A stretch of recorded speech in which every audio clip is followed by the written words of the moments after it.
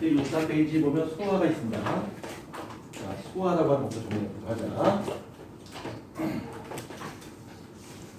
자, 수화라고 하는 것은 우리가 섭취한 고분자 유기물입니다. 다른 말로 영양소라고 하죠. 이 고분자 유기물을 저분자 유기물로 분해하는 과정을 우리 바로 소화라고 합니다. 근데 이렇게 분해할 때 이 분해하는 목적이 중요한데 이 분해하는 목적이 두 가지죠. 가장 중요한 이유는 바로 뭐 때문이냐? 고분자는 너무 커서 흡수가 안 돼. 그래서 첫 번째는 흡수입니다. 그다음에 두 번째는요. 고분자 자체를 직접 이용할 수 없어. 우리가 이용하려면 쪼개야 돼. 그래서 우리가 이용할 수 없는 대로 분해하는 과정을 바로 수화라고 합니다. 이 수화는 고분자에서 저분자 쪼개는데 이 수화 과정을 다시 크게 두 가지로 분할할 수 있습니다. 하나는 기계적인 수화가 있고요. 또 하나는 뭐가 있어? 화학적 수화가 있어요.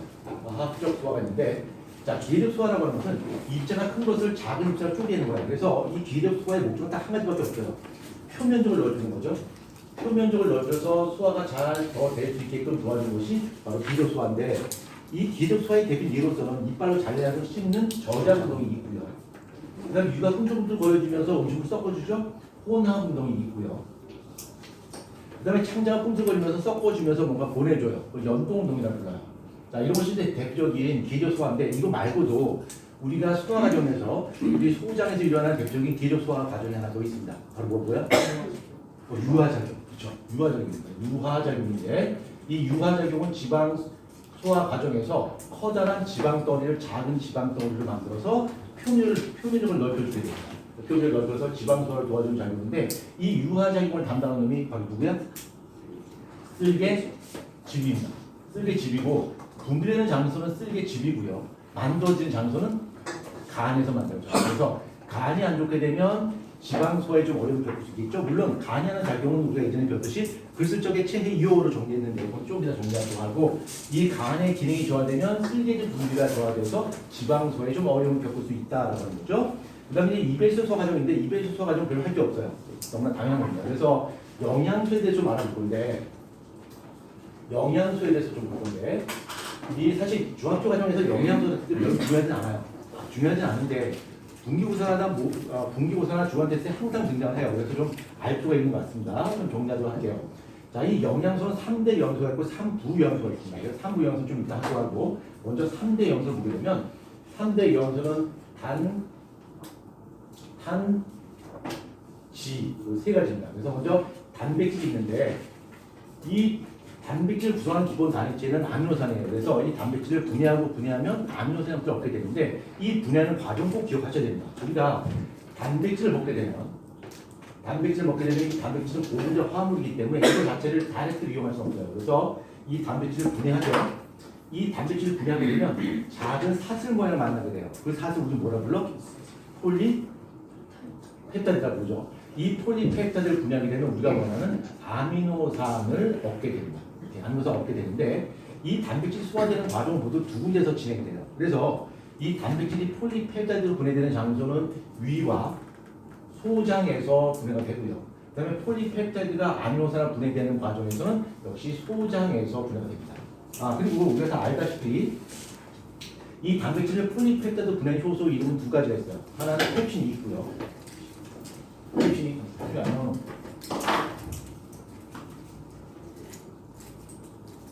하나, 둘, 셋, 넷, 다섯, 여섯, 일곱, 여덟, 아홉, 안 나왔어요. 펩신이 있고요. 그다음에 또 뭐가 있지? 트립신이 있습니다. 그러니까 펩신과 트립신이라는 작용은 단백질을 폴리펩타이드 분해하는 자체는 똑같아요. 똑같은데 차이점이 있다면 이것들이 활성화되는 장소와 활성화되는 pH가 좀 달라요. 펩신이 활성화되는 pH는 얼마야? 2. 트립신이 활성화되는 pH는 8이란 말이에요. 그래서 펩신은 위장에서, 트립신은 소장에서 활성화됩니다. 그 다음에 여기 펩신이라고 하는 것은 우리의 분비 세포에서 분비되고, 트립신은 이자에서 분비되는 거죠. 그렇지만 여기 단백질을 분해할 수 있는 펩신과 트립신에는 또 놀라운 비밀이 또 하나 숨겨져 있는데, 이것이 우리 몸에서 분비될 때 바로 펩신이라든가 또는 트립신 그 자체로 분비되진 않아요. 얘가 분비됐을 때는 활성이 없는 형태로 분비되죠. 펩신이 분비되는 형태는 펩신 그 자체로 분비되는 것이 아니라 펩시 노젠의 형태로 분비되는 것이고요. 그 다음에 트립신이 분비되는 것은 트립시 노젠의 형태로 분비가 됩니다. 그래서 활성이 없는 형태로 분리가 되어서 바깥에 분리된 후에 이것이 트립신, 그 다음에 펩시로 활성화되어서 효소로서 작용할 수 있게 되겠지. 자, 영재우리가 좀 더 요걸 깊이 좀 설명하게 되면, 자, 펩신이 있으면 실제 펩신이 분배된 것은 펩시노젠 또는 펩시노겐으로 분배됩니다. 이 펩시노겐이 펩신으로 활성화될 것이고요. 그 다음에 트립신도 역시 마찬가지로 트립신이 실제로 단백질을 분해하는 작용을 하게 되겠지만 이 트립신이 분배된 형태는 트립신 자체로 분배되지 않고 트립시노젠 또는 노겐의 형태로 분배가 됩니다. 그렇죠? 근데 이것이 활성화될 때 그냥 저절로 활성화되지 않고 누군가의 도움을 받아야 되는데 이 펩시노겐이 펩신으로서 작용하기 위해서 누구의 도움을 받아야 되는 거지? 그렇죠. 염산의 도움을 받아야 됩니다. 염산의 도움을 받아야 되는데 그 다음에 이 염산이라는 단어가 등장했으니까 염산의 기능에 대해서 좀 정리하면 염산의 기능은 때려 죽여도 몇 가지야? 두 가지야. 첫 번째는 나쁜 병들 다 잡아먹어버려요. 아니 더 죽여버려요. 살균작용이 있고요. 또 하나는 효소를 어떻게 해준 거야? 활성화시켜준 거야. 효소를 활성화시켜준 역할을 한다. 이것이 바로 염산의 작용입니다. 그 다음에 요 트립시노젠은 트립신으로 활성화됩니다. 근데 이때 트립시노젠을 트립신으로 활성화시켜준 것은 염산의 작용이 아니야. 얘는 효소의 작용이야. 효소의 작용인데 그 효소는 소장에서 분비돼요. 그래서 장액에서 분비되는 효소에 의해서 트립시노젠이 트립신으로 활성화되는데 그 효소 이름 혹시 몰라서 말씀드릴게요.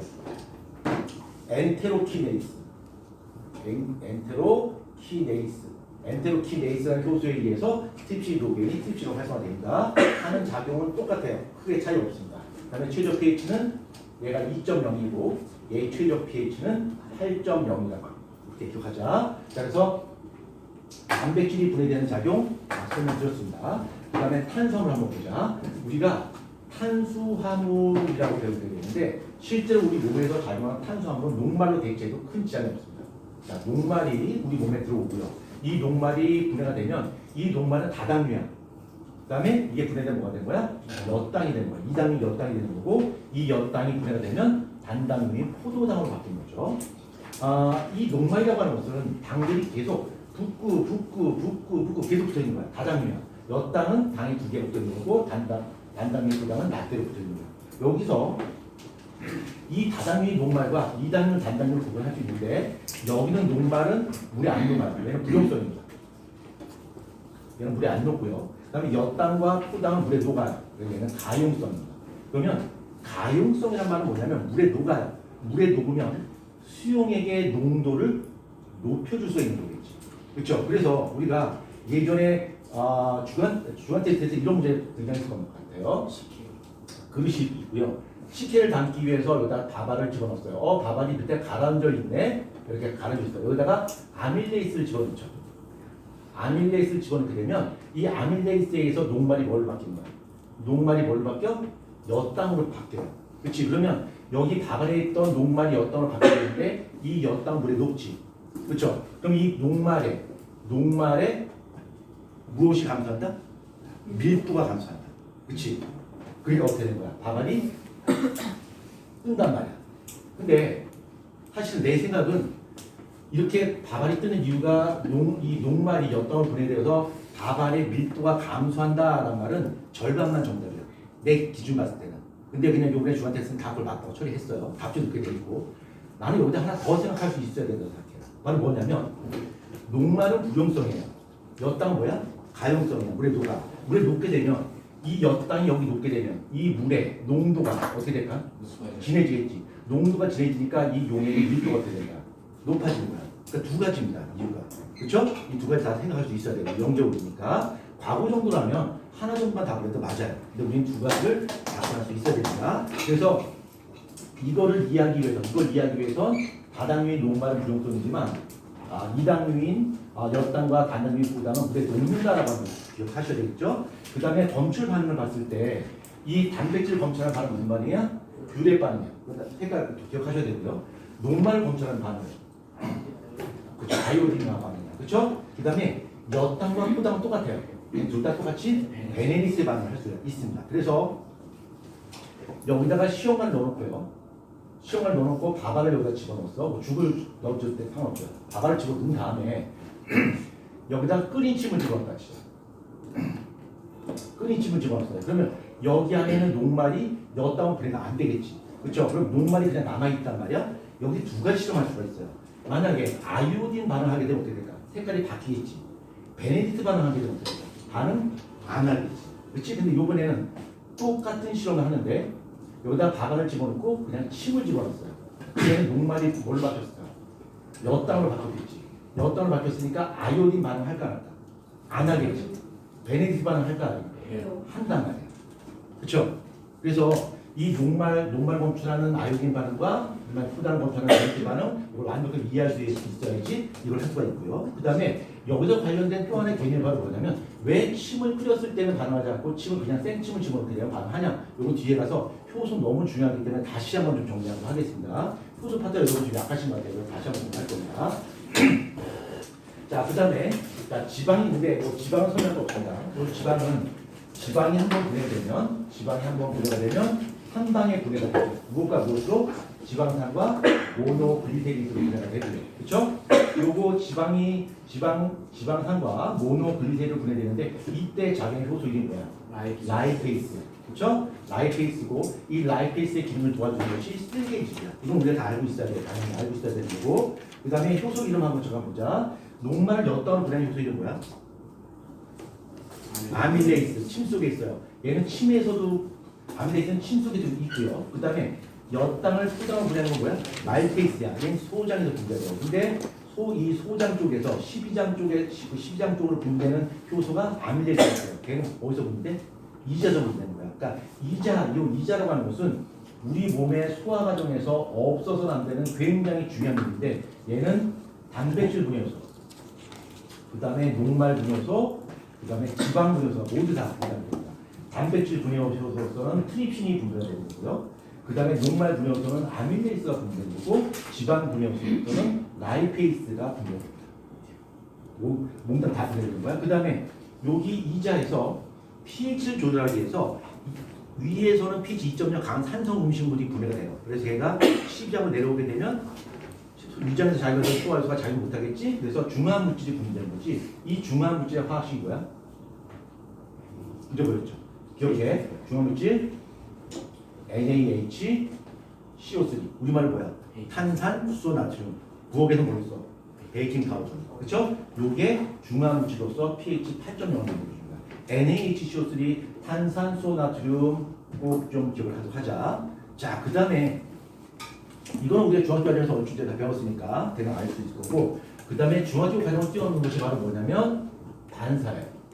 우리가 이제 신경기 배웠으니까 반사라고 하는 건 이제 이해했을 텐데, 자, 반사라고 하는 것은 내 몸에서 나도 모르게 무의식적으로 하는 행동을 바로 반사라고 해요. 근데 대뇌가 관여하지 않으면 뭐야? 대뇌가 관여하지 않는 반사. 무조건 반사. 대뇌가 관여하면 조건 반사야. 그래서 반사라고 하는 것은 나도 모르게 무의식적으로 하는 행동을 바로 반사라고 부르는데, 무조건 반사라고 하는 것은 선천적 반사라고 불러요. 과거의 경험 필요 없어. 내가 태어날 때부터 그냥 갖고 태어난 거야. 근데 과거의 경험 필요 없다는 얘기는 기억이 필요 없다는 얘기야. 대뇌 관여하지 않는다는 얘기야. 그래서 연수라든가 척수라든가 중간내 이런 애들이 명령을 줘서 나도 모르게 반응이 일어나요. 그래서 무조건 반사라고 불러요. 연수 반사에 뭐가 있어? 이과 관련돼 있죠? 뭐 있어? 구토, 기침, 재채기, 까부침, 침분비 이런 것도 있단 말이야. 중간내 반사는 홍채 반사가 있죠. 그 다음에 척수 반사는 무릎 반사, 뜨거운 거 만졌을 때 반사, 어린 나이에 배변 배뇨. 이것이 바로 무조건 반사예요. 그럼 조건 반사라고 하는 것은 말 그대로 어떠한 특정한 조건이 있어야지 그 행동이 일어날 수 있어요. 그럼 그 조건이 뭔데? 과거에 경험이 있어야 되고 그 경험을 기억해야 돼. 여기 친구한테 물어볼게. 여기 내 손바닥에 아주 심포도가 있어요 라고 하게 되면 심포도를 상상하면 입에 무엇이 보인다? 침이 보인다. 왜? 어릴 때 심포도를 먹어본 경험이 있기 때문에. 근데 심포도를 먹어본 경험이 없는 어린 친구한테 야 여기 심포도가 있어. 그럼 몰두몰두 눈만 쳐다보겠지. 그렇지? 왜? 먹어본 경험이 없기 때문에. 그러면 과거에 경험이 있어야 되고 그 경험을 기억해야 된다는 이야기는 우리 뇌 중에 어떤 뇌가 관여한다는 얘기야. 대뇌가 관여한다는 얘기야. 만약에 대뇌가 대단히 발달되지 못해서 그 과거의 경험을 기억하지 못한다면 조건 반사는 일어나지 않게 되겠지. 그래서 대표님 예로 닭이 있는데 닭은 뇌가 굉장히 작아요. 그렇죠? 지능이 매우 낮습니다. 닭이 왔을 때 발을 뻥 찼어요. 꼬꼬닥하고 이제 도망간단 말이야. 2, 3일 후에 부르면 또 와요. 날개가 막 달라고 온단 말이야. 그렇죠? 그렇지만 강아지는 왔을 때 내가 바지 뻥 찼어요. 쨍 하고 도망간단 말이야. 2, 3일 후에 나한테 오라고 와. 안 와. 걔네가 발달된 생물에서만 조건반사가 일어납니다. 자, 그러면 여기 위가 있는데 위쪽에는 출입문이 있어요. 출입문이 있는데 여기 위에 위쪽에도 출입문이 있고 밑에 쪽에도 출입문이 있어요. 위쪽에 있는 출입문을 우리는 북문이라고 해요. 근데 이 북문이 열리고 닫힌 것을 내가 의식적으로 조절하지 않지. 음식을 먹은 다음에 야 북문 좀 열어볼까 해서 이제 힘을 주진 않아요. 나도 모르게 북문이 열려요. 식도를 자극하게 되면. 그래서 이것도 역시 북문 반사. 북문 반사고요. 그 다음에 요 위와 12장 사이에 연결된 요 출입문이 있는데 요 관략근이 있는데 요거는 바로 유문이라고 해요. 그래서 이것이 열리고 닫힌 것을 바로 유문 반사라고 불러. 유문 반사라고 부르는데, 자, 유문 반사 예전에 설명했는데 아마 처음 들어가서 기억 못할 친구가 좀 있을 거야. 자, 유문 반사 다시 한번 보자. 요쪽이 위입니다. 위장이고요. 여기가 우리가 알다시피 12장이야. 12장인데 먼저 우리가 좀 기억해야 될 것은 바로 서로 다른 pH야. 위장에서 pH 얼마야? 2.0. 굉장히 강한 산성이야. 그 다음에 12장은 pH 얼마야? 8.0이야. 8.0이고 여기 12장에서 작용하는 효소들은 8.0에서만 활성을 갖고요. 위에서만 작용하는 효소들은 2.0에서 활성 가능한 말이야. 여기 음식물이 있다 치자. 여기 음식물이 있다 치자. 음식물이 있으면 이 음식물은 산성 음식물이겠지. 굉장히 강한 산성이란 말이야. 그러면 이 유문이 산성 음식물이 여기 있고요. 그럼 12장은 얼마일까? 8.0이야. 약간 염성을 띠고 있어. 그러면 12장이 염성을 띠면 유문이 열려요. 열려서 음식물이 내려와요. 내려오게 되면 12장, 이 산성 음식물이 12장을 내려오면서 12장의 pH가 무엇을 바뀔까? 염성에서 산성으로 바뀌겠지. 산성으로 바뀌면 어떻게 될까? 닫혀. 닫힌 다음에 중화물질 찍찍찍 분비해서 다시 염성을 바꿔. 염성 다 됐어? 그럼 다시 열려. 산성 음식물 내려와. 다시 산성으로 바뀌어. 닫혀. 중화해. 다 중화됐어? 다시 열려. 내려와. 산성이네. 닫아. 그러면 이 유문이 열리고 닫힌 것은 무엇의 pH에 의해서 유문이 열리고 닫힌 거야? 12장의 pH. 그렇죠? 12장의 pH에 의해서 유문이 열리고 닫힌 거야. 그래서 이 12장 쪽의 pH가 만약에 염기성이다 라고 한다면 열리는 것이고요. 만약에 이 염성이 됐어? 그럼 얘가 열려서 산성 음식물이 내려와. 그럼 얘가 산성을 바뀌었어. 산성이 되면 어떻게 될까? 다시 닫힌다는 겁니다. 그리고 중화물질 찍찍찍 분비해서 다시 염성을 바꿔. 그럼 다시 열려. 산성 음식물이 내려와. 이런 식으로 쓰는 거예요. 이해할 수 있겠죠? 그래서 이 12장의 출입문인 유문이 열리고 닫히고 하는 것은 12장의 pH에 의해서 열리고 닫힌다라고 하는 거 기억을 하도록 하자. 이거는 조건 반사야, 무조건 반사야? 무조건 반사야. 그러면 얘는 우리 몸에서 누가 이 유문 반사를 조절할 것 같아? 누가? 유추할 수 있어요. 유추할 수 있어. 누구? 연수. 자, 연수하는 거 한번 보자. 이과 관련돼 있어요. 이과 관련된 거. 구토, 기침, 재채기, 빨국질, 그 다음에 뭐도 있어? 침분비, 소화의 분비. 바로 소화 관련된 것이 바로 뭐야? 연수와 관련이 있다는 거죠. 오케이? 됐죠? 자, 그 다음에 힘내시고요. 집중하시고요. 왜 이렇게 슬퍼? 왜 눈물이 보여있어? 아, 하품해서 그렇군요. 예. 지금 얘가 하품했죠? 하품한 것은 저기 무슨 반사죠? 무조건 반사, 연수 반사인 거 같죠? 자, 그 다음에 분석하겠습니다. 자, 요걸 집중하셔야 돼. 효소입니다. 효소. 자, 효소라고 하는 것은 우리 몸에서 뭔가 반응이 잘 일어날 수 있도록 도와주는 거야. 아, 우리가 이제 우리 한국에서 불가능하지만 잘 못 사는 저개발과에 놀러 가게 되면 무단횡단을 하거나 그러면 경찰이 붙들죠. 무단횡단했습니다. 벌금 내야 돼요. 그러겠죠. 나 한국 사람입니다. 나 외국 사람이에요. 나 몰라서 그랬어요. 그래도 안 돼요. 벌금 내야 돼요. 벌금 내십시오. 막 그런단 말이야. 그래서 벌금 얼마인데요? 예, 벌금 5만 원입니다. 막 이러겠지. 너무 비싸요. 그래서 한 5천 원짜리 하나 쓱 찍어주면 됐어요. 그냥 가십시오 하고 돈 받고 그냥 보내준단 말이야. 그렇죠? 또 어떤 게이트 통과할 때 그 게이트 그 가드한테 돈 쿡 찔러주면 어때? 갑자기 없던 길이 막 생기고 있죠. 없던 통로가 막 생긴단 말이에요. 그렇죠? 뭔가 일 처리를 빠르게 도와주는 것이 바로 그 약간의 돈을 주게 되면 빨라진단 말이에요. 우리나라는 불가능하지만 그 역할을 하는 것이 바로 효소예요. 자, 효소라고 하는 것은 쉽게 가자. 활성화 에너지라는 단어가 있어. 이거 몰라 좋아. 아는 친구는 알면 좋고 몰라 좋아요. 화학반에 필요한 최소한 에너지인데 이 활성화 에너지를 낮춰주는 거야. 활성화를 낮춰서 우리 몸에서 뭔가의 반응이 잘 일어나게끔 도와주는 물질을 바로 효소라고 해요.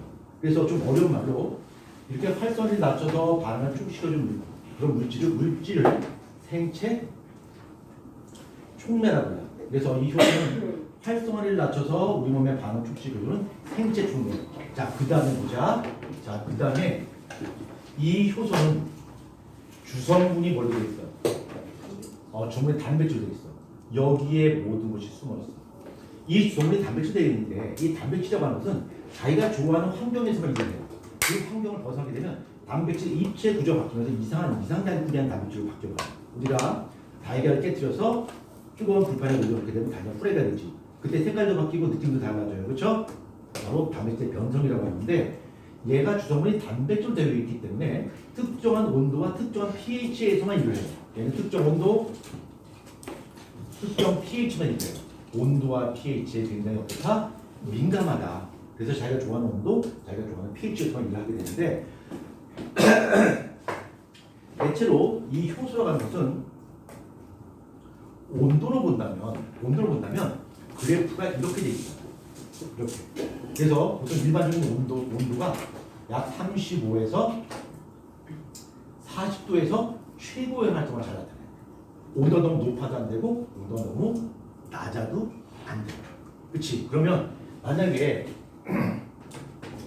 여기 침을 집어넣었단 말이야. 가발에다 침을 집어넣었어요. 침을 집어넣었는데 이 시험관을 어떤 수조에다가 넣었다 치자. 이렇게 수조에 넣었어요. 그러니까 A 수조는 얼음을 넣었다 치고요. B 수조는 우리 몸과 비슷한 30.5도씨의 물에 담갔고요. 또 하나는 아주 뜨거운 100도씨 물에다 담갔다 치자. 이때 이 똑같은 침을 넣었지만 온도가 달라지는 따라서 활성이 달라지겠지. 얼음물에 집어넣거나 끓인 물에 집어넣은 침은 단백질을 분해하지 못한다. 이 녹말을 분해하지 못한다는 얘기야. 근데 영재고 시험에서는 이거를 녹말을 분해할까 말까를 묻을까? 아니겠죠. 기시약 어떤 검출 반응의 색깔을 가지고서 색깔이 변하니 변하지 않으니 이걸 묻겠죠. 그렇죠? 그래서 우리가 그 검출 반응의 색깔을 기억하셔야 되고요. 그 다음에 효소라고 하는 것이 어떤 특정 온도에서만 활성을 갖는다. 이것도 반드시 기억하셔야 됩니다. 온도가 높아도 안 되고 낮아도 안 돼요. 보통 일반적으로 우리 몸의 체온과 비슷한 36.5도씨에서 최저 온도를 나타냅니다. 그러면 이렇게 식혜를 만들 때 이거를 그냥 아밀레이스를 넣고서 그냥 바깥에 방치하는 것보다 이거의 반응을 좀 더 잘 이렇게 하려면 이거의 온도를 우리 몸의 체온과 비슷하게 낮춰주는 것이 필요하겠죠. 그래서 우리가 집에서 뭐 요즘에 잘 만들지 않습니다만 뭐 식혜를 만들거나 그럴 때 보면 이걸 그냥 바깥에 이렇게 방치하지 않습니다. 어디다가 집어넣지? 차? 밥솥. 밥솥에다 전기밥솥에다가 보온 기능을 합니다. 그러니까 보온 기능을 하게 되면 온도가 한 30.5도씩 유지가 되겠죠? 효소를 활성화되니까 좀 더 잘 일어날 수 있겠지. 그렇죠? 얼음에 담가도 반응이 일어나지 않겠지. 그래서 온도는 우리 몸의 체온과 같은 30.5도씨에서 최저 온도를 나타낸다. 자, 그 다음 pH는 효소의 종류마다 그때 이거 아직 트레이닝 안 됐군요. I say 그때 you say 달라요. 자, 효소의 최저 pH는 효소의 종류마다 그때 달라요. 그래서 pH 2에서 활동 갖고 있는 온도 있고 7, 8, 9 다양합니다.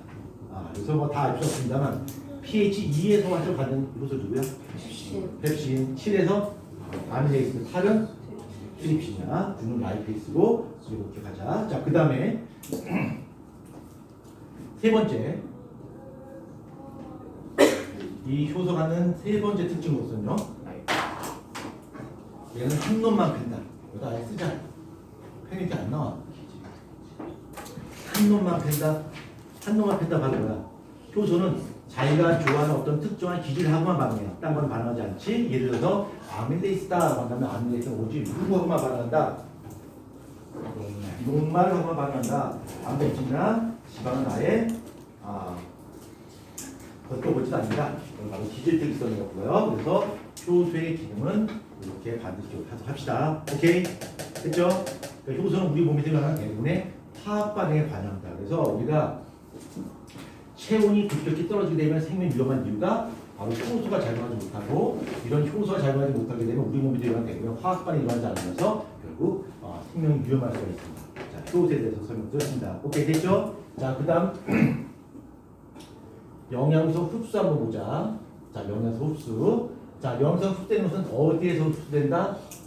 소장에서 흡수가 됩니다. 그렇죠? 소장에서 흡수가 되고, 그 다음에 소장에서 흡수되는데, 소장이 특히 어디?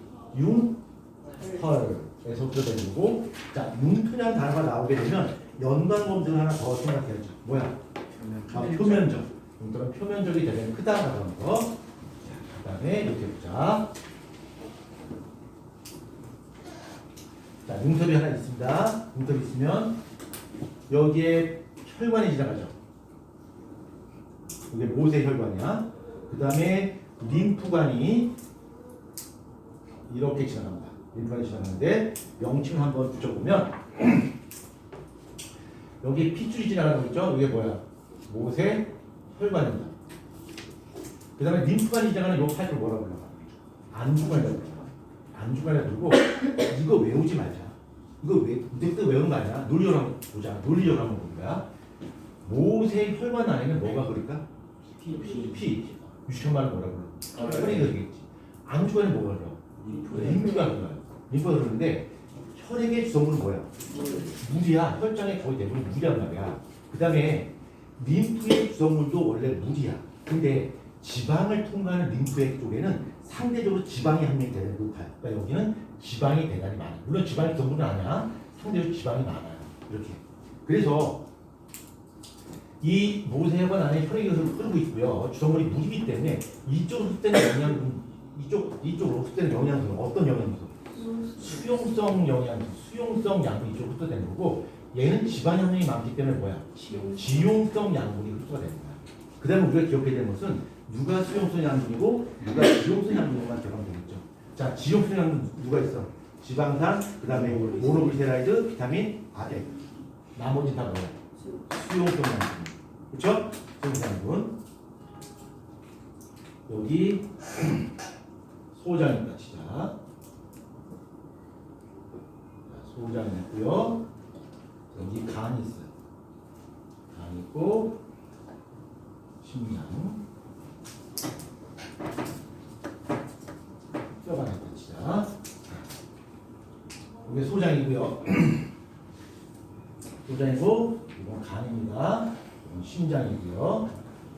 자, 영양소 흡수되는데, 자, 소장에서 영양소 흡수해요. 그 다음에 심장을 갈 텐데, 심장은 다이렉트 가지 않고 소장에서 어디로 가? 간으로 가요. 요 파이프 우리 뭐라고 불러? 간문맥이라고 해요. 간문맥이라고 하고요. 그 다음에 간을 거쳐서 심장으로 들어가요. 요 파이프 우리 뭐라고? 간정맥이라고. 자, 간정맥이라고 하는데 좀 더 디테일하게 한번 보자. 이 심장에 대정맥이 있는데, 대정맥이 두 가지로 되어 있어요. 이렇게 두 가지로. 이게 정맥입니다. 정맥인데 위쪽에 있는 걸 뭐라고 하냐면 상대정맥. 상대정맥이고, 아래쪽에 뭐라고 할까? 하대정맥. 이렇게 하대정맥이라고 하는데, 여기 소장에서 영양소 흡수해요. 간으로 가.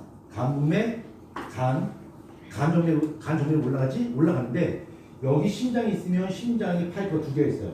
하대정맥이 있고 상대정맥이 있어요. 얘가 이렇게 올라가지 않을 거 아니야. 미쳤어? 이렇게 해야 되겠지. 그쵸? 그러니까 올라간다. 하대정맥으로 다니면서 대정맥으로 들어가겠지. 그치?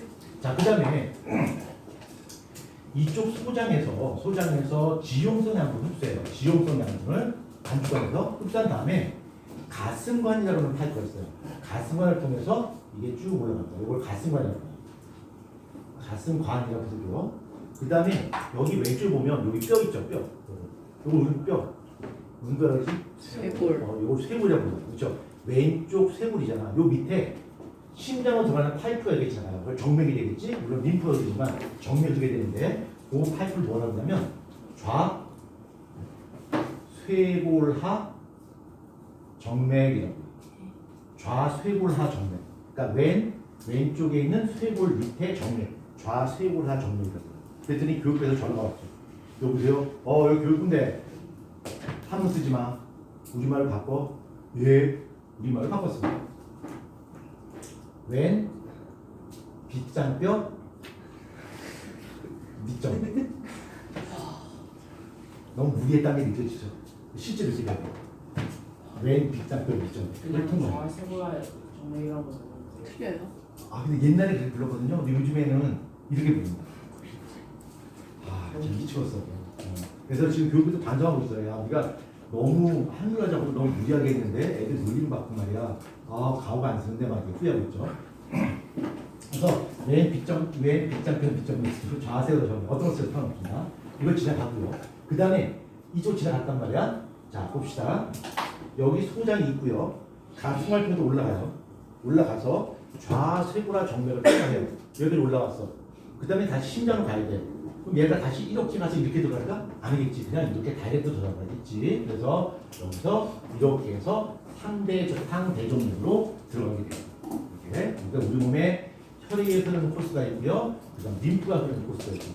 이렇게 하셔야 되고. 오케이? 됐죠? 자, 그래서 소화 과정은 다 마무리했습니다. 자, 소화 과정에서 우리가 좀 다시 한번 책을 봐야 되는 거 한번 봅시다. 책을 보고 어느 걸 좀 유심히 봐야 되냐면 일단 책에 있는 내용은 여러분이 한번 읽어보시고 빈칸 있죠? 빈칸 다 쳐 넣으셔야 됩니다.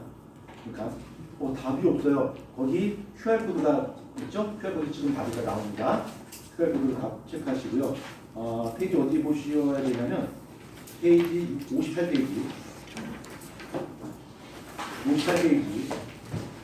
59페이지 이거 시험은 꼭 보셔야 됩니다. 이거는 기본입니다. 기본. 그래서 맨 밑에 보면 59쪽의 맨 밑에 보면 여러분이 좋아하는 식기가 나오죠. 쉽게 나온단 말이야. 그러니까 이것만 좀 읽어보면 여러분들 언제 문제 푸는데 좀 수월했겠죠. 예, 다 읽어보셔야 됩니다. 자, 그 다음에 순환 한번 볼까요? 순환 한번 볼까요?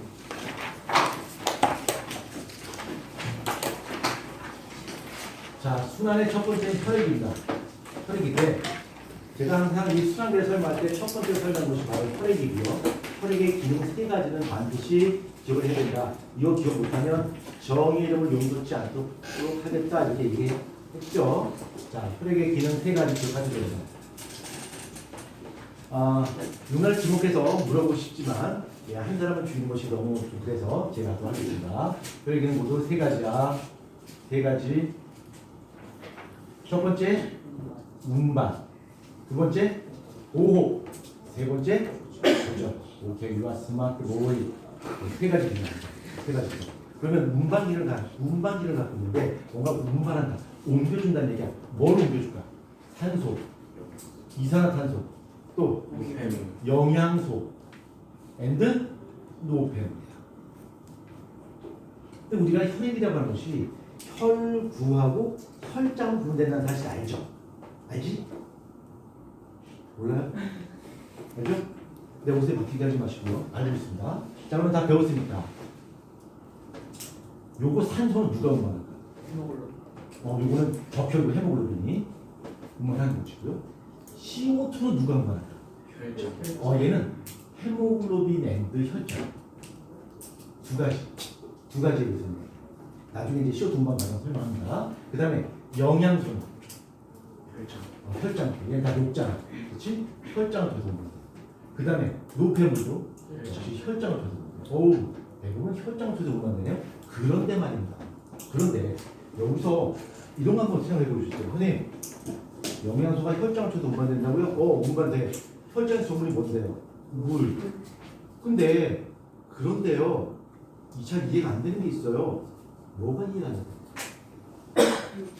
지용성. 그렇지. 여기 이 지방은 어쩔 TV 지방 불이 안 녹잖아. 이게 피에 운반된다고? 이게 말이 돼? 그러면 우리 피에 기름이 둥둥 떠? 아니잖아. 어떻게 운반할까? 어떻게 운반하냐면 이 지방 말이야. 얘는 100% 목적이 흡수를 목적으로 해요. 그래서 이 지방산과 모노글리세롤로 분해되는 모노글리세라이드로 분해되는 목적이 흡수를 목적으로 해요. 그래서 내가 분해가 돼서 흡수가 된 후에는 다시 합체도 K에서 다시 지방. 그래서 우리 몸에서 운반되는 것은 지방의 형태입니다. 피 속에서. 근데 아직 풀리지 않는 궁금증이 뭐냐면 지방은 물에 안 녹잖아. 그러면 기름에 피에 기름이 둥둥 뜨는 거야? 한번 보일까? 선생님 한번 보여주세요. 내 친구 목다서 한번 보여주세요. 안 돼요. 그러면 우리 피 속에 어떻게 지방이 운반되냐면 지방은 지방으로 자라. 우리가 아직 안 배웠는데 우리가 나중에 배울 성분 중에서 그냥 참고를 해요. 인지지라고 하는 것이 있어요. 아마 중학교 관련해서 한 번쯤 들어봤을 텐데 인지지라고 하는 것이 어떻게 되어 있냐면 보통 지방은 글리세롤의 지방산 3개가 이렇게 붙어 있어요. 이렇게 3개가 붙어 있다. 이게 바로 지방이야. 인지질은 여기 인산이 있고요. 여기 지방산이 두 문자 붙어 있어요. 이게 인산이고 이게 지방산이에요. 그래서 요 인산이라고 하는 것은 물을 되게 좋아하는 친수성이에요. 얘는 물 되게 좋아해요. 얘는 뭐야? 얘는 물 되게 싫어해요. 소수성이야. 그래서 인지질 그러면 두 가지 성질을 같이 공유하고 있는데 친수성, N 소수성 이 두 가지 같이 갖고 있어요. 그래서 여기 인지질을 가지고 지방을 운반해요. 어떻게 운반하냐면 여기에 지방이 이렇게 있어요. 지방이 이렇게 있어요. 그럼 지방 물에 녹아 안 녹아? 얘는 친수성이야, 소수성이야? 소수성이야. 그럼 얘는 친수성도 갖고 있고 소수성 갖고 있지? 이렇게 얘를 둘러싸요.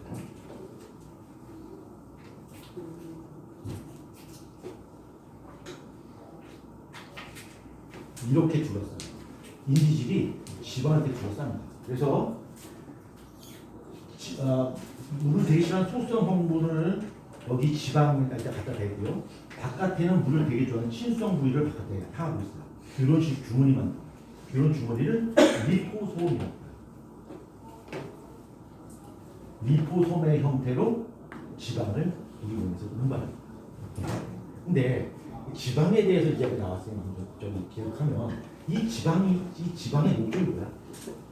에너지 저장용이지, 그렇죠? 에너지 저장용이야. 그러면 이 지방이 에너지 저장용으로 적합한 이유가 뭐야? 연령이 높아. 그러니까 다른 말로 말한다면 똑같은 에너지를 저장했을 때 체중 증가는 어떨까? 상대로 적어요. 만약 내가 에너지 저장할 때 이렇게 지방의 형태로 저장하지 않고 불호하지 마시고요. 지방 형태로 저장하지 않고 단백질이나 탄수화물 형태로 저장했다면 지금보다 체중이 없으니까 훨씬 더 무거워져. 가라앉는 데가 되게 힘들단 말이야. 그렇지만 이렇게 가볍고 라이트한 지방의 형태로 불호하지 말라니까. 왜 자꾸 불호하는 눈빛이야? 부럽다. 네, 불호하지 마시고요. 이렇게 든든한 지방의 형태로 이렇게 딱 저장을 했죠. 그래서 상대적으로 체중 증가량이 상대적으로 적은 거야. 그렇죠? 지방의 형태로 저장했어. 그래서 다른 물질에 비해서 상대적으로 밀도가 작기 때문에 같은 양의 에너지 저장했을 때 체중 증가량이 상대적으로 적어요. 자, 두 번째 장점은 그렇죠. 물에 녹지 않으니까 우리 몸에 농변에 영향을 주지 않아요. 아무리 많이 저장을 해도 우리 몸에 농변은 별로 영향을 주지 않아요. 근데 포도당 같은 수용성 물질들을 많이 녹게 되면 어때요? 혈당량이 높아져요. 무경류 많이 먹으면 무경류 농도가 너무 높아져요. 수용성 물질들은 농도에 영향을 주는데 지방 물에 녹지 않으니까 아무리 먹어도 체내 삼성, 체내 농변은 아무 영향을 주지 않는다. 그래서 오늘부터 이제부터는 우리 지방 많이 저장합시다. 아까 누가 그러고 했지? 그러면 따라하십시오. 예. 자, 그러면 난 분명히 개념 설명했어요. 자, 영조부터 한번 가보겠습니다. 자, 이렇게 리포솜의 형태로 지방을 운반합니다. 그 개념은 내가 조금 전에 설명했어요. 그리고 영조부터를 문제를 바꾼다. 자, 이 지방을 우리 모습 운반할 때 이 운반되는 지방 덩어리의 입자의 크기에 따라 HDL과 LDL로 구분할 수 있어요. 그래서 HDL은 High Density, 고밀도 지방, Low Density, 저밀도 지방. 얘는 고밀도 지방이고 얘는 저밀도 지방이에요. 어떤 것이 우리 몸에 더 해로울까? 그래서 유대인이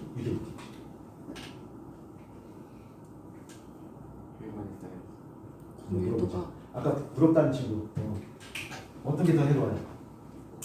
고밀도가 더 해롭지 않을까요? 고밀도가 더 해롭다. 왠지 고자가 들어가니까 높을 것 같아, 그렇지? 예. 맞죠? 고자가 들어가면 되게 몸에 해로워요, 그렇죠? 영재고, 과학고, 그렇죠?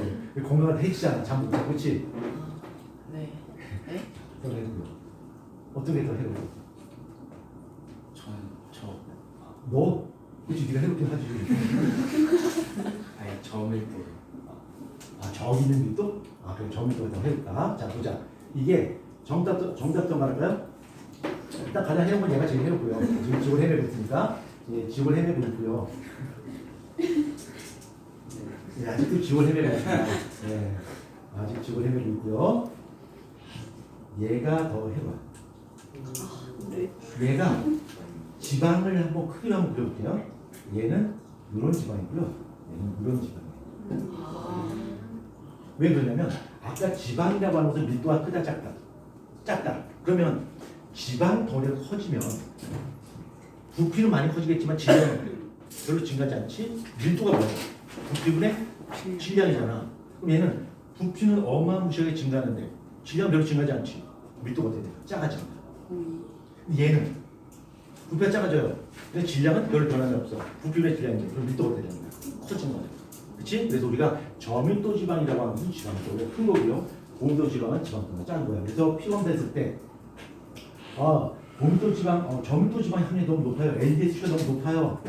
운동하시고요. 약 드시고요. 나대지 마시고요. 뭐 이렇게 의사님들 말씀하시죠. 그래서 우리가 이렇게 고밀도, 저밀도라고 하는 것을 가지고서 문제를 낼 수가 있어요. 근데 다이렉트 문제 되지 않고 아까 내가 설명했듯이 그런 배경 백그라운드 설명합니다. 백그라운드 설명하고 이거를 물어볼 수 있지. 좀 유치한 거. 저밀도가 왜 위험해요?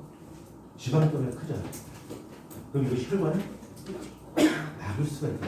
그럼 고밀도 지방이 거기 쌓일 수 없어요. 입자가 작으니까 혈관 잘 통과하는 거지. 근데 네. 예. 이해가 됐어요. 이게 되죠? 그래서 이 점도 지방이 높으면 얘가 혈관 벽을 막습니다. 혈관이 높아지겠지. 특히 뇌를 가는 혈관을 막으면 헐. 굉장히 위험한 병이 되겠죠. 우리 그래서 혈관이 터질 수 있단 말이에요. 그런 걸 뭐라 불러? 뇌출혈. 그렇죠. 뇌출혈. 난 그 뇌출혈 난 영어로 쓸 수 있어요. 이오이.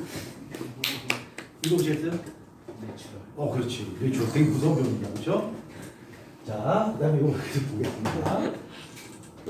자, 보호작용이 있어요. 자, 보호작용은 나쁜 병원체가 들어오게 되면 그놈을 죽여버려요, 잡아먹어버려요. 식균작용. 그렇죠? 그 다음에 혈액이 응고되고요. 그 다음에 면역작용이 있어요. 자, 이거 한번 보자. 자, 식균작용은 누가 해? 백혈구, 혈구가 해. 네, 백혈구가 합니다. 백혈구가 하고요. 그 다음에 응고는 혈소판이하고 최종적으로 뭐야? 혈장 속에 있던 단백질, 피브린 노게라고 하는 단백질이 응고를 하죠. 그러니까 얘는 혈소판도 하고요. 그 다음에 혈장 단백질, 혈장의 성분, 혈장 단백질도 이런 역할을 합니다. 그 다음에 면역이라고 하는 거, 림프구, 림프가 담당하죠. 림프구가 담당을 하고, 그 다음에 항체가 무엇을 따라 이동할까? 우리 몸의 액체 성분을 따라 이동해요. 혈장 성분도 이게 잘 판단되죠. 그렇죠? 그 다음에 조절작용이 있는데, 자, 혈액 통해서 조절하는 거, 뭘 조절할까? 첫 번째, 뭘 조절해? 체온. 그 다음, 혈당량. 그 다음, 무기혈의 농도. 이것이 바로 혈액을 통해 조절되는데, 혈액 중에서 혈구야 혈장이야. 혈장 그렇죠. 혈장이 물이 성분이기 때문에 물 때문에 이런 일이 벌어지죠. 그렇죠? 오케이. 됐죠. 그 다음에 혈액이라고 해서 혈장과 혈구 구성됐던 걸 알 거고요.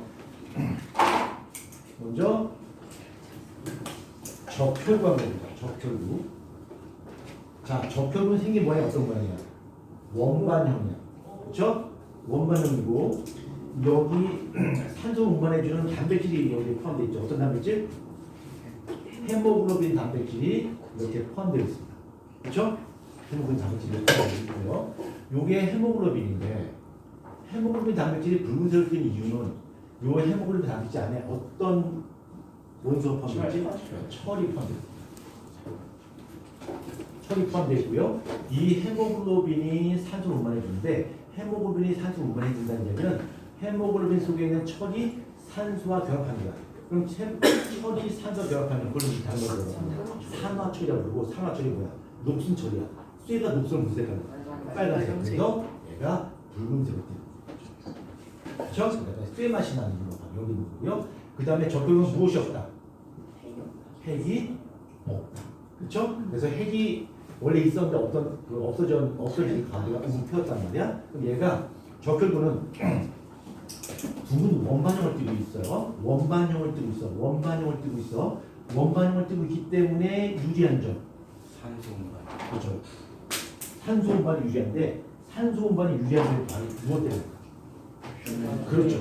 움켜있으니까 표면적이 대단히 넓고요. 또 한 가지.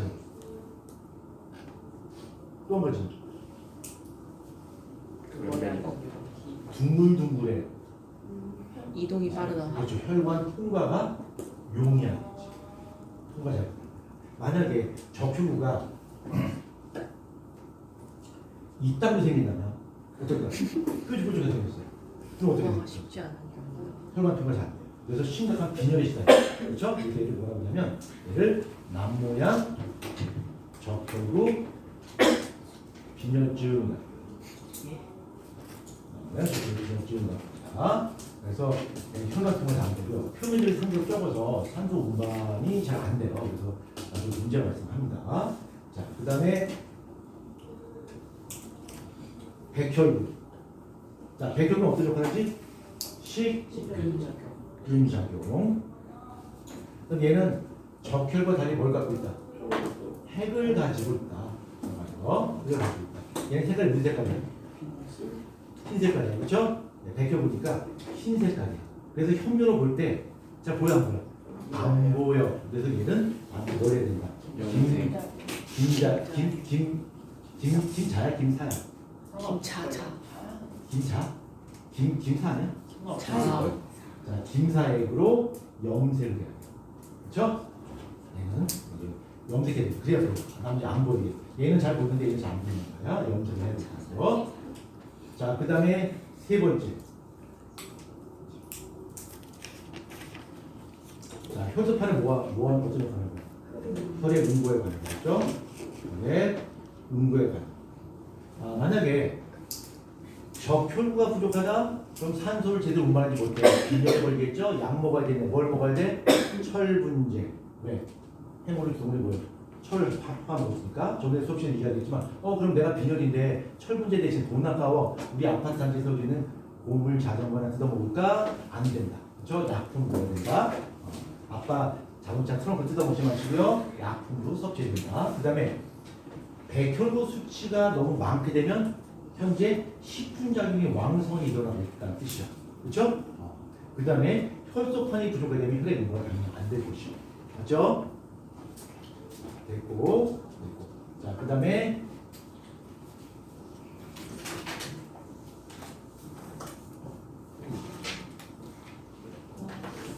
심장입니다. 똑같이 그랬죠? 자, 심장인데 요 심장은 내 심장이야.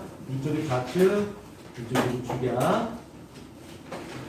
여기가 심당이죠? 여기가 심실이고요. 여기가 심당이고요. 심실입니다. 자, 이거 우리가 저번에 여기 너였었나? 누가 한 명 희생양 삼아서 이거 소리 만들지 않았었나? 네요, 맞습니다. 너 아니었었나? 새벽 3시에 들어와가지고 혼나는. 아직 지옥을 헤매고 있네요. 자, 보자. 이건 다 암기했으니까 설명 안 할 겁니다. 자, 산소를 많이 포함하고 있는 혈액이 좌심발에서 좌심으로 오죠. 그 다음에 온몸으로 갑니다. 온몸으로 가고요. 온몸으로 가고 이때 혈관이 된 거예요. 대동맥이죠. 대동맥은 산소가 많이 들어있는 피 동맥길을 흘러요. 그렇죠? 그 다음에 얘가 온몸을 거친 다음에 어디로 가? 이렇게 들어가죠. 그렇죠? 얘 혈관이 뭐야? 정맥이 되는 거고 파이프는 정맥이고 안에 흐르는 피는 역시 CO2가 많은 정맥길을 흘러요. 그 다음에 우심방에서 우심으로 내려온 다음에 다시 얘가 어디가? 폐관. 폐관 우심 혈관이 바로 뭐야? 동맥이 되겠지. 폐 동맥이 되는 거고 파이프는 동맥인데 안에 들은 피는 CO2가 많은 정맥이에요. 이거 너무 중요해. 이거 헷갈리면 죽어. 진짜 죽어요. 이거 헷갈리면 안 돼요. 절대. 그 다음에 폐를 거쳐서 다시 이쪽으로 보이는데 이 혈관을 바로 뭐라고 해요? 폐 정맥이라고 부르는데 파이프는 정맥인데 안에 들은 피는 동맥혈이 된다는 거지. 그래서 이렇게 온몸수하는 과정이 아닌 폐수하는 과정에서는 혈관의 종류와 혈액의 종류가 바뀐다. 혈관의 종류와 혈액의 종류가 바뀐다. 바뀐 거 모르면 어떻게 된다? 죽는다. 죽는다. 오케이? 이거 혈관의 종류와 혈액의 종류 이거 바뀌는 거 이거 기억 못해서 죽는 사람 실제로 봤습니다. 이거 기억 못하면 죽어요. 그 죽는 사람 우리가 되게 유명한 사람인데 저기 누구더라? 스티브 잡스 이런 사람들이 이거 기억 못해서 죽었습니다. 이순신, 유관순 기억 못해서 죽었어요. 여러분 기억하셔야 된다. 믿지 않는 분이시네. 저요? 예. 당연히 안 믿죠. 네. 진짜 그럴 수도 있고. 전혀 안 좋은 것 같습니다. 자, 그다음 보자. 자, 그다음에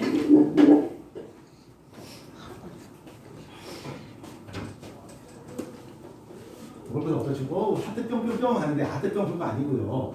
요거야. 이렇게 그린 거야, 그렇지? 공만 치면 이거 뭔지 알아? 근데 공만 치면 저게 뭐야, 저게? 자, 요거는 이심방 일심실구조. 얘는 이심방 불안전 이심실구조. 얘는 이심방 이심실구조야. 그럼 여기서 얘는 정맥혈이 내려오고요. 여기서 동맥혈이 내려오게 되는데 얘가 심실이 하나밖에 없으니까 CO2가 많은 정맥혈과 산소가 많은 동맥혈이 어떻게 될까? 섞여버리게 돼요. 그러면 온몸으로 갈 때 산소 운반해야 되고 그다음 폐로 갈 때 CO2 가야 되는데 여기에 산소와 CO2가 섞여서 폐로 갈 때도 산소와 CO2가 섞여서 운반한다는 거예요. 따라서 산소와 CO2의 운반 효율성이 급격히 낮아진다는 거죠. 그거를 좀 개선한 뉴 버전, 그렇죠? 중간 버전이죠. 중간 버전이 1.5 버전이죠, 그렇죠? 예, 버전 2고 버전 1.5란 말이야. 얘가 CO2하고 산소가 섞이면서 어느 정도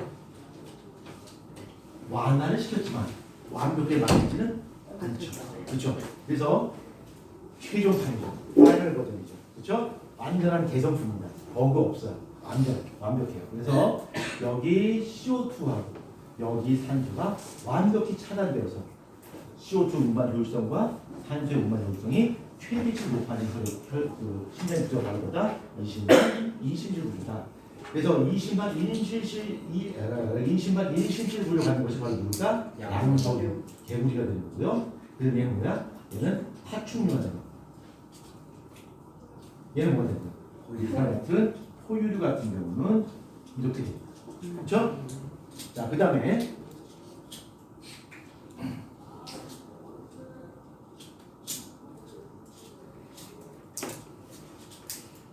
다 배웠어. 동맥, 모세혈관, 정맥이고요. 자, 혈압 한번 보자. 혈압. 자, 혈압 보게 되면 동맥에서 모세혈관, 정맥을 가면서 혈압이 어떻게 된다? 낮아진다. 그죠? 낮아지는데 이쪽 동맥에서 혈압이 두 개가 형성된다. 이렇게 최고 혈압과 최저 혈압이 이렇게 생깁니다. 그럼 이 최고 혈압을 봐보라. 심실, 수축기. 얘는 심실, 이완. 그렇죠? 최고 혈압, 최저 혈압이고요. 그 다음에 정맥. 심장부터 거리가 멀어지게 되면 혈압이 낮아지게 되는데 어머나 여기 마이너스 혈압이 형성되네. 그럼 마이너스 압력이 마이너스 얼마큼 형성되느냐는 이야기는 피가 거꾸로 돈다는 거잖아. 근데 실제로 피가 거꾸로 도는 케이스는 없어요. 무엇이 있기 때문에? 피만 있기 때문에. 그렇죠? 그래서 혈압은 점점 작아집니다. 그 다음에 혈류 속도는 어디가 가장 느릴까? 그렇죠. 모세혈관. 그래서 가장 느리죠. 혈류 속도. 혈류 속도. 그 다음에 피가 지나가는 단면적은 어디가 제일 크죠? 모세혈관. 그래서 동맥, 모세혈관, 정맥. 이게 단면적. 단면적이고 그 다음에 이쪽 정맥 쪽에서 판막이 있는데 그럼 역류를 막아주는 것은 판막이야. 근데 역류를 막아서는 피가 거꾸로 돌 수 없어. 피가 이제 피를 올려줄 수 없잖아. 그래서 이게가 판막의 역할과 더불어서 실제로 피를 중류에 거슬러서 위로 올리는 것은 무엇의 작용? 근육의 수축이고요. 그렇죠? 그 다음에 길이는 다른 동물에 비해서 무엇이 높다? 혈압이 매우 높다. 왜? 중력을 거슬러서 굉장히 높은 곳까지 피를 올려줘야 되기 때문에 다른 동물에 비해서 혈압이 매우 높습니다. 믿지 않는 눈치네. 진짜 높습니다. 물론 재보지 않았지만 그럼 내가 그렇게 살면 또 어떤 친구는 그럼 선생님도 혈압이 좀 높겠네요. 키가 커서 그래서 저는 고혈압 약을 먹고 있습니다. 혈압이 높아서 이 키가 받으시고 좋은 건 아닙니다. 자, 그래서 혈액까지 다 했고요. 자, 그 다음에 됐죠? 됐습니다. 그러면 우리 체갑을 잠깐 봅시다.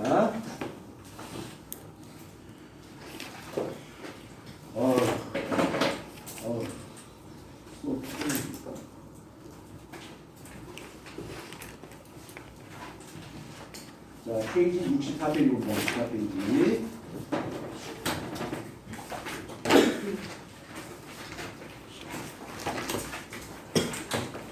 자, 64페이지.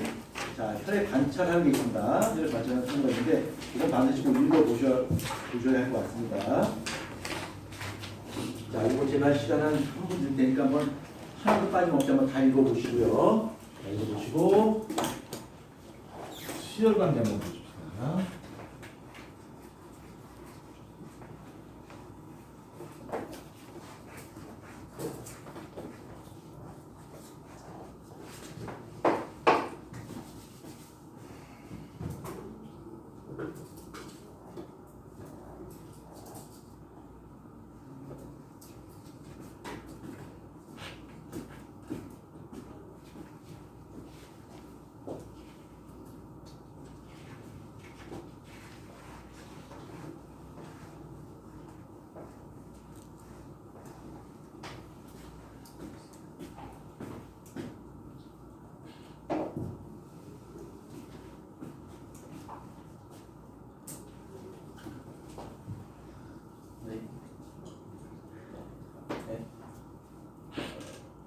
너는 이 안구의 방향과 책의 위치를 고려해 봤을 때 현재 이 책의 글씨가 왜 맹점에 미친 것 같아요?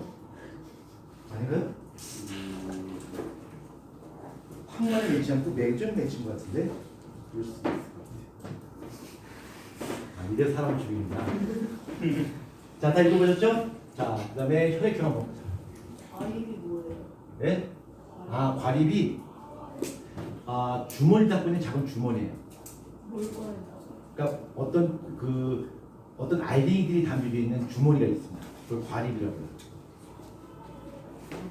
그러니까 과립이라고 하는 것은 알갱이를 뜻하는 거예요. 그래서 백혈관에는 과립을 담고 있는 주머니가 이렇게 있습니다. 자, 혈액형 한번 보겠습니다. 자, 혈액형. 자, 혈액형 한번 25% 도전해 보겠습니다. 4명을 딱 찍어서 그 중에 하나 맞히면 보통이 되고 2개 맞히면 오늘 운서 좋은 날이고요. 한번 맞춰보겠습니다.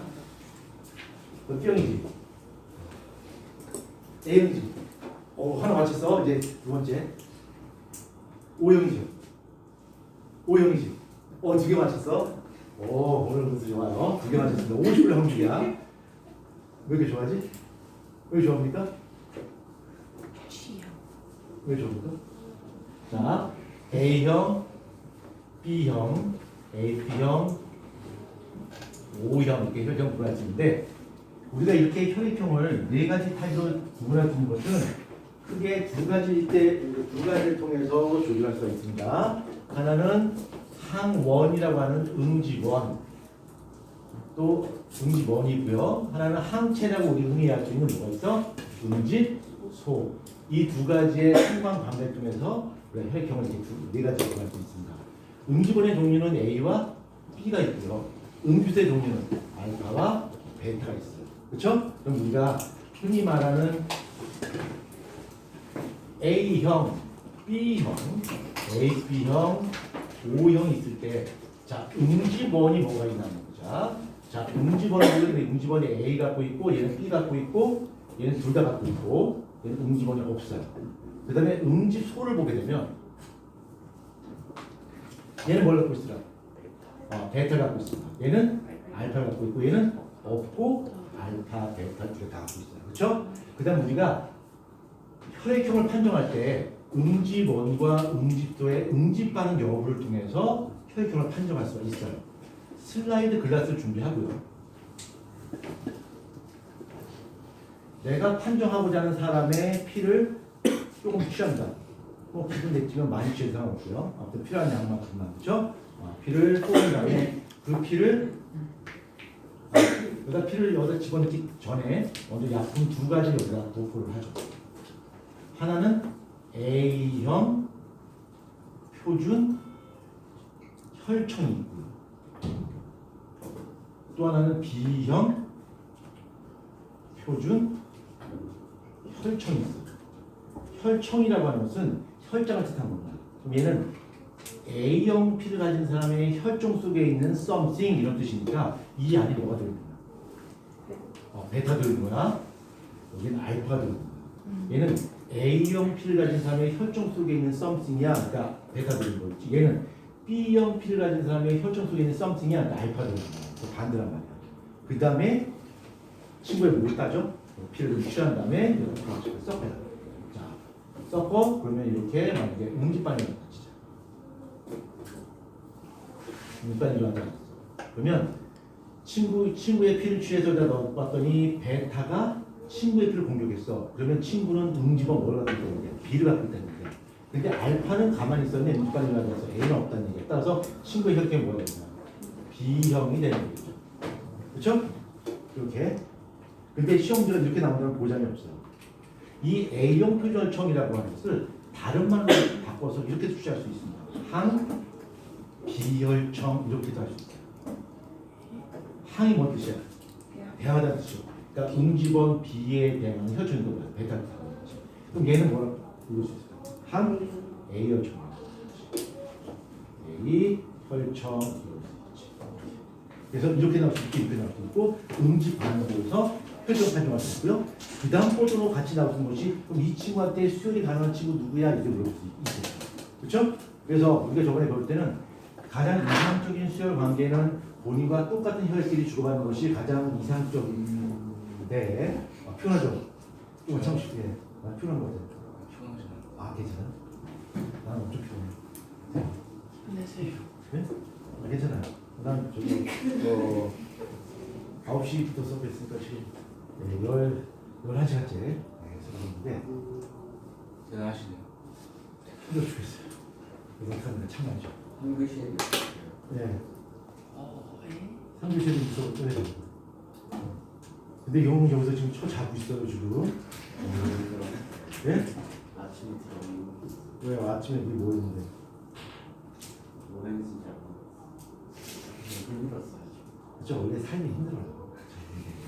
근데 할만해요. 뭐 버텨보세요. 자 보자. 수혈 관계 따질 때 가장 이상적인 수혈 관계는 본인과 똑같은 혈액끼리 주고받는 것이 가장 이상적이고 알고 있죠? A형은 A형끼리, B형은 B형끼리, AB형은 AB형끼리만 수혈을 할 수가 있습니다. 이게 가장 이상적이에요. 전문용어로 끼리끼리라고 그러죠. 그렇죠? 그래서 같은 혈액끼리 서로 주고받을 수 있는데 불가피하게 수혈을 한다면 O형의 피는 다 줄 수 있다. A병은 다 받을 수 있다. 그러나 이렇게 서로 다른 혈액형끼리 주고받을 때는 많은 양 주고자가 어떻게 되는가? 소량 돼. 그 기준은 저걸 설명했죠. 자, 그 다음에 이렇게 AB 혈액형이 있고요. 또 한 가지는 뭐냐면 RH 혈액형이 있어요.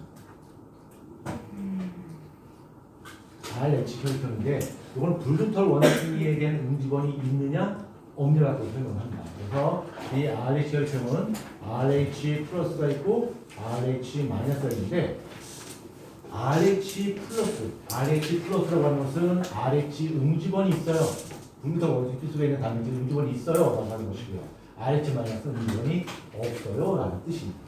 그래서 이걸 판단하는 것은 붉은털 원숭이가 있는데 이 붉은털 원숭이의 피를 뽑아서 토끼한테 주사를 해요. 그러면 이 토끼의 몸에서 봤을 때는 이 붉은털 원숭이 피속에서 비롯된 어떤 특정한 단백질을 보고서 저거 나쁜 놈 아니야? 하면서 RH 항체가 만들어집니다. RH 항체가 만들어지게 되는데 이 RH 항체는 다르고 공유하지 않아. 그렇지. 불부터 원중이 피 속에 있는 어떤 특정한 단백질만 보고 공유가 되는 거야. 요 항체가 이거를 사람의 피와 섞어줬어요. 그랬더니 어떤 사람은 어머 응집이 되네. 너는 응집이 안 되네. 자, 응집이 됐다는 이야기는 이 친구 몸 속에는 불부터 원중 피 속에 있는 어떤 응집원이 존재한다는 뜻이야. 그래서 뭐라고 표현해? RH 플러스 표현해. 여기는 RH 항체가 RH 응집원만 두고 공유한단 말이야. 얘는 응집만 일어나지 않았어. 얘는 RH 응집원이 없어요. RH 마이너스 되는 거죠. 그래서 수열을 할 때 얘는 썸씽이 있고 얘는 썸씽이 없기 때문에 수열 관계를 따질 때 이렇게 수열하는 것은 불가능해요. 왜? 얘는 썸씽이 있잖아. 그 썸씽 있는 애가 썸씽 없는 애한테 주면 얘는 저 뭐야? 그래서 응집반이 일어난단 말이야. 항체 만들어서 난리가 나요. 그러니까 안 돼. 그러나 거꾸로 이렇게 수열하는 건 어떻다? 가능하다. 어차피 얘는 아무것도 없으니까 저도 상관이 없다는 거예요. 그래서 우리가 수열 관계 따질 때는 A별 식혈의 경우와 더불어서 RH 플러스 마이너스까지 같이 고려해서 수열 관계를 따져줘야 됩니다. 오케이? 그러면 만약에 RH 플러스 A형한테 수열을 해줄 수 있는 사람 누가 있을까? RH 플러스 A형, RH 플러스 O형. 얘는 많이 줄 수 있고 얘는 뭐야? 소량만 줄 수 있는 거죠? 그 다음에 RH 마이너스 A형, RH 마이너스 O형. 얘도 역시 소량만 줘야 되겠죠. 그렇지만 만약에 피를 받는 환자가 RH 마이너스 O형이라고 한다면 이 사람한테 수혈해 줄 수 있는 사람은 오로지 RH 마이너스 O형만 피를 줄 수 있는 거지. 다른 피를 줄 수 없죠. 그렇죠? 괜히 좋은 마음으로 피 헌혈했다가 사람 잡을 수 있습니다. 그렇죠? 마이너스는 마이너스 줘야 되니까. 얘 그렇게 힘들어지. 이게 얘가 힘들어하는 데는 아닌데. 저요? 네. 하나는 얼굴에 써 있습니다. 개피고 이렇게 써 있습니다. 자, 그다음에 네.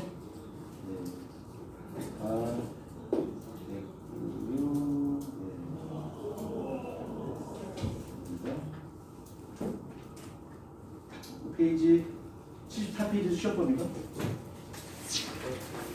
74페이지 수업법인가? 여기는 68페이지. 68페이지까지. 네. 자, 이 수업부터 이게 저기 몇 번에 끝난 거니? 아니, 시간 15분 남았네? 진도 나오시는 애들이 자지 않을까라는. 아이, 저도 절대 안 잡니다. 뒤에 알려주세요. 뒤에. 이게 이제 내가 수업해 주는 게 이게 다 시험 연습까지 해야 되는데 뭐가 나오는지 모르겠습니다만 네.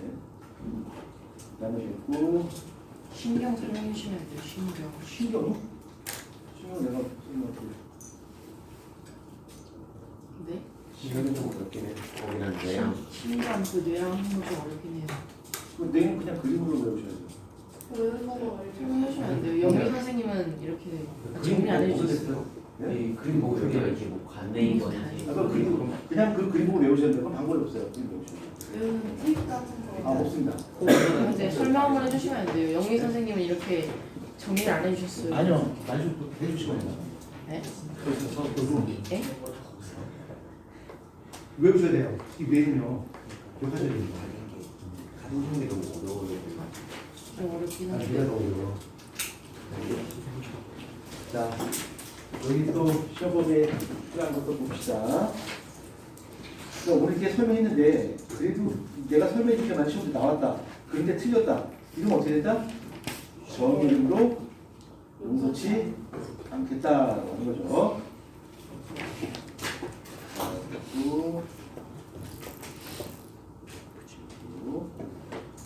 자, 그다음에 신사 요청을 끝으로 한번 잡니다. 신사 요청.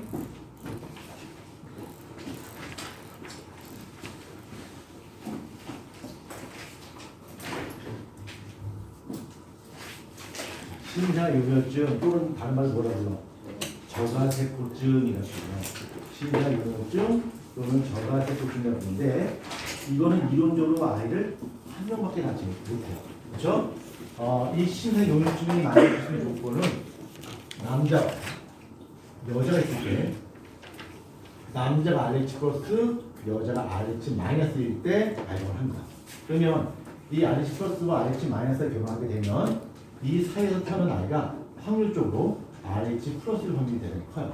왜냐면 RH 플러스가 우선이기 때문에 얘가 여성이란 말이야. 그래서 태어난 아이가 RH 플러스가 태어나게 되는데 그럼 엄마가 RH 마이너스고 아기가 RH 플러스일 때 문제가 좀 발생돼요. 어떻게 발생하는 거 보자. 산모는 RH 마이너스입니다. 그 다음에 뱃속에 태아는 RH 플러스예요. 그 다음에 탯줄로 서로 연결되어 있는데 이 탯줄 통해서 서로 피를 주거니받거니 하지 않아요. 그러니까 우리가 산소나 영양분을 아이한테 공급해줄 때 이게 혈관과 혈관이 이렇게 다이렉트로 이렇게 붙어있냐, 그래서 엄마 피가 아이한테 직접 전달되냐, 그러면 엄마하고 자식하고 혈액형이 다르면 죽어요. 끝난단 말이야. 피가 직접적으로 이동하지 않고요, 혈관과 혈관이 이렇게 서로 연결된 것처럼 서로 맞대응하고 있어요. 그래서 여기 엄마 피는 엄마 피대로 지나가고 아이는 아이 피대로 지나가는데 여기서 영양분과 산소만 아이의 피로 전달, 이렇게 혈관 안으로 들어가는 거예요. 이렇게 녹아서. 그래서 직접 피가 섞이지 않고 영양분과 산소만 서로 주고받는단 말이야. 그래서 뱃속에 있을 때는 피가 섞일 일이 없었어요. 근데 출산을 할 때 불가피하게 탯줄을 잘라야 됩니다. 탯줄을 자르게 되면 약간의 피가 서로 섞여요. 불가피하게. 그러면 엄마의 피가 아이한테 들어가게 되는데 이건 별로 큰 문제가 안 돼요. 왜? 엄마는 RH 마이너스고 아이는 RH 플러스니까 이렇게 들어가면 별 문제가 안 돼요. 근데 아이의 혈액의 일부가 엄마 몸속에 들어오게 되면 플러스가 마이너스가 왔기 때문에 여기서 뭐가 나는 거죠? 항체가 나는 거죠. 그래서 첫 번째 아이는 출산합니다. 그 다음에 이 항체는 우리 엄마 몸속에 남아있고 두 번째 아이를 임신했어요. 두 번째 아이를 임신했을 때 첫 번째 아이를 출산할 때 몸에 생겼던 항체가 태반을 통과할 수 있어요. 저번에 설명했죠. IgG라고. 그래서 태반을 통과해서 아이를 공격합니다. 그럼 뱃속에서 아이가 어떻게 될까요? 죽는건가 죽어요. 이게 신장이 보이지. 이게 어떤지 알겠죠? 그러면 진짜 한 명밖에 못 나요? 오, 그럼 안 되잖아요. 많이 나죠. 애국해야죠. 그래서 인구가 자꾸 줄어드는데 방법이 없으니까 왜요? 방법이 있습니다. 어떻게 하시냐면 첫 번째 아이를 출산을 앞두고 있어요. 출산을 하기 전에 엄마가 주사를 맞습니다. 어떤 주사를 맞냐면 이 RH 플러스 항원에 대한 항체 주사를 맞아요. 항체 주사. 그러면 첫 번째 아이를 출산할 때 이 RH 플러스가 엄마 몸에 들어오죠? 그럼 이 항체가 그 항원을 공격해서 없애버려요. 근데 이 항체는 엄마 몸에서 스스로 만든 항체가 아니라 외부에서 주입된 항체이기 때문에 시간이 지나면 어떻게 될까? 이 항체는 사라지게 돼요. 텍스 리셋이 되는 거죠. 그래서 방법에서 아이를 2명, 3명, 심지어 4명까지도 낳을 수가 있습니다. 네, 이쪽으로. 그리고 부모님이 만약에 부모가 플러스인데 아이가 마이너스면 아이는 전혀 문제가 되지 않습니다. 전혀 문제가 되지 않습니다. 이 근데 아이가 아이를 낳지 않는 거예요. 탯줄을 누구보다 빠르게 자르면 탯줄을 누구보다 빠르게 자르면 혈액이 안 섞일 수 있잖아요. 어떻게 한다고요? 혈액이 무조건 섞여요. 탯줄 자를 때 어쩔 수 없죠. 왜요? 좀 섞인다. 어떻게 섞여요? 모르겠어요. 그냥 섞인 거죠. 근데 여기는 직후에 제가 있어. 시간인데 아, 지금 되고 죽겠어. 탯줄을 벗으면 그때 미치고 잘 나요. 혈액이 조금 섞일 수밖에 없죠. 여기는 막 자, 그 다음에 엄마 피가 이쪽으로 들어가. 자, 탯줄을 이렇게 이렇게 막으면 찍게. RH 마이너스랑 RH 마이너스랑 결혼했는데 RH 플러스가 엄마 피가 없습니다. 많이 잘렸어. 만약에 엄마 아빠 할머니한테 RH 플러스가 있어 그거 안 해요. 거의 닦는 그거 거죠. 전혀 상관없고요. 이거 막아. 이거 한참 볼까? 자, 이거 지금 자, 이거 거기 아닌 거. 언니 여기 봅시다. 이게 언니라고 하는 거 되게 어색하죠? 그 임꺽정 전에 보면 임꺽정 부하들이 임꺽정을 어떻게 불렀어? 언니라 불렀습니다. 인격적인 실제로. 그래서 옛날에는 자기가 나이 많은 사람들가 자기의 선배라든가 뭐 자기의 뭐 어떤 보스격 뭐 이런 형님이란 말 대신에 언니란 말을 많이 썼습니다. 인격적이 누군데요? 인격적인 뭐야? 한국을 듣는 100명의 미인에 나와. 그러면 얘가 서울인 거죠. 너 좋겠다 많이 알아서. 예, 근데 왜 좋냐? 뭐 이런 뜻이죠. 그렇죠? 자, 계속 보겠습니다. 자, 보자. 아까 좀 전에 질문 나왔었는데 RH 마이너스와 RH 마이너스가 결혼하게 되면 그 사이에서 RH 플러스가 태어날 수 있나요? 라고 질문하는데 우리 몸에서 RH를 결정된 유전자가 두 가지가 있어요. RH 플러스 결정 유전자가 라지 D고요. RH 마이너스 결정 유전자가 스몰 D예요. 근데 우리는 뭔가를 표현한 유전자를 몇 개씩 갖고 있어? 두 개씩 갖고 있는데 이게 우성이야. 이게. 그래서 라지 D라고 쓰면 RH 플러스가 돼요. 라지 D, 스몰 D를 가지고 있으면 RH 플러스가 돼요. 그럼 이거 열성인 거 아니에요? 그렇죠. 아니 그거 맞잖아. 그건 맞아요. 네. 말씀을 아. 제가 내가 거꾸로 했군요. 이제 피도가 이제 머리까지 차서 오군요. 그 다음에 스몰 D가 되면 뭐가 되는 거야? RH 마이너스가 되는 거야. 그렇지? 그래서 엄마 아빠가 RH 마이너스라는 얘기 둘 다 스몰 D를 갖고 있다는 얘기야. 그러니까 라지 D가 나올 데가 없다는 거죠. 만약에 엄마 아빠 둘 다 RH 마이너스인데 태어난 아이가 RH 플러스다? 막장 들어맞히는 거야. 막장 나올 수 없죠. 그렇죠? 그렇지만 아빠가 RH 플러스고 엄마가 RH 마이너스 사이에서 이 사이에서 RH 마이너스가 나올 수는 있어요. 어떤 경우냐면 엄마가 스몰 D겠지? 아빠가 RH 플러스인데 라지 D가 아니라 뭐야? 라지 D, 스몰 D인 경우는 50%의 확률로 RH 마이너스가 나올 수도 있습니다. RH 마이너스가 몇 퍼센트예요? 있는데 매우 적어요. 몇 퍼센트인지 모르겠습니다. 우리 대한민국 같은 경우는 그 비율이 0.5% 이하가 돼요. 그래서 RH 마이너스가 병원에서 응급 수술을 필요할 때는 피가 없어서 대단히 어려움을 겪는 걸 알고 있습니다. 근데 서양인들은 상대적으로 그 비율이 조금 높아요. 높지 않아요. 걔네들 역시 1% 미만이에요. 그래서 주로 우리 한국에서 RH 마이너스가 응급 수술이 필요할 때는 우리 한국에 주거나 외국인들이 주로 가서 헌혈을 합니다. 그다음에 RH 마이너스 타입을 가진 사람들은 약간의 서로 라인을 갖고 있어요. 그래서 만약에 나도 RH 마이너스고 얘도 RH 마이너스다 한다면 서로 한 라인을 갖고 있죠. 그래서 내가 응급한 수술이 필요하면 너가 와서 좀 헌혈해줘. 네가 응급한 수술이 필요하면 나는 연락이 안 될 거야. 뭐 이렇게 해서 그래서 서로 상부상조하고 알겠습니다. 또 질문 있으시면? 또 질문? 그러면 RH 마이너스를 헌혈하면 돈 받을 수도 있어요. 그건 모르겠습니다. 저도 예전에 한번 헌혈하려고 헌혈하는 데 갔어요. 갔는데 거절당했습니다. 왜요? 건강 상태가 너무 안 좋다고 거절당했습니다. 헌혈하면 안 된다고. 첫 번째 이유는 혈압이 너무 높아서 안 된다고요. 두 번째 이유는 제가 사는 지역이 휴전선 인근이라서 안 된대요. 휴전선 인근의 지역, 여기 뭐 강화도나 이런 데 사는 분 있죠? 헌혈하고 싶어도 헌혈 못합니다. 왜요? 그 말라리아 위험 지역이라고 해서 그쪽 지역에 사는 사람들은 헌혈이 안 됩니다. 심지어 그 강화도 쪽에 뭐 백령도 이런 데 사는 사람들은 접경 지역에 말라리아 위험 지역이라고 해서 아예 헌혈이 안 돼요. 난 말라리아 걸리지 않았어요. 그래서 소용없습니다. 아예 헌혈 자체를 받지 않아요. 그래서 제가 휴전선 접경 지역, 사실 접경 지역도 아닙니다. 되게 멀리 걸렸어요. 근데 이제 행정구역상 휴전선 인근으로 이제 그 잡히는 거죠. 그러니까 헌혈이 안 된다고. 두 번째는 혈압이 너무 높아서 안 된다고 해서 그냥 왔습니다. 혈압이 너무 높아도 안 돼요. 그 당시는 제가 체중이 굉장히 많이 나왔거든요. 그때 체중이 지금 체중보다 한 12kg, 13kg 더 많이 나왔어요. 그래서 혈압이 무척 높았거든요. 지금은 이제 1년 사이에 체중을 한 12kg 정도 뺐습니다. 빼서 지금 혈압이 이제 정상으로 갔죠. 이렇게 얘기하는 누군지 모르겠어요. 12kg 뺀 게 그래? 와 이렇게 옛날에 뭐 어떻게 됐단 얘기야? 막 이러는데 1년 전에 유튜브 영상 보게 되면 지금 얼굴을 많이 봐요.